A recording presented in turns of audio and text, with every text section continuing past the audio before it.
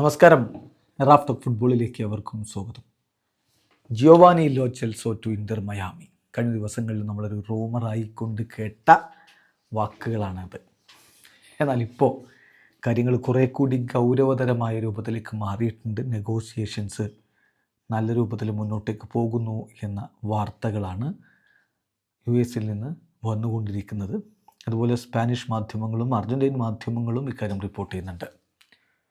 Giovanni Lo ചെൽസോ ഇതാ Inter മയാമിയിലേക്ക് വളരെ അടുത്ത് അദ്ദേഹത്തിൻ്റെ തൊട്ടരികിലെത്തിയിരിക്കുന്നു. Giovanni Lo Celso is close to becoming an Inter Miami player എന്നാണ് റിപ്പോർട്ട്.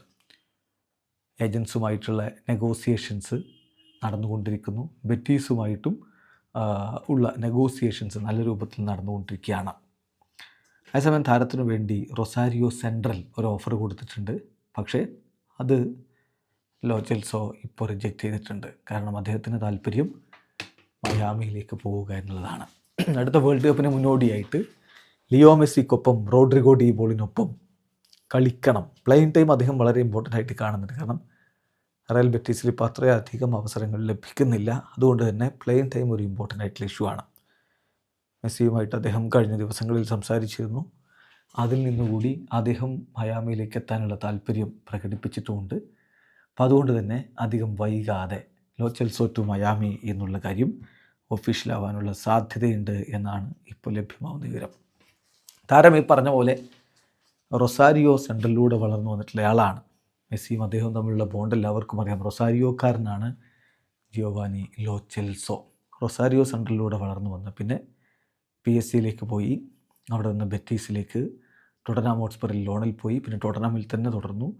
അതിനുശേഷം VRL ലോണിൽ പോയിരുന്നു. ഒടുവിൽ വീണ്ടും ബെറ്റീസിലേക്ക് എത്തി. 2024 അർജൻറ്റീനയ്ക്ക് വേണ്ടി 65 അന്താരാഷ്ട്ര മത്സരങ്ങൾ ഓൾറെഡി കളിച്ചിട്ടുള്ള ആളാണ്. അടുത്ത വേൾഡ് കപ്പിനുള്ള ടീമിൽ അദ്ദേഹം ഇടം പിടിക്കുമെന്നാണ് പ്രതീക്ഷിക്കുന്നത്.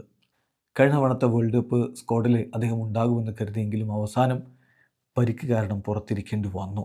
എന്നാൽ കോപ്പ അമേരിക്ക ഈ 2021-ലും 2024-ലും അർജൻറ്റീന നേടുമ്പോൾ ടീമിലെ താരമായിരുന്നു.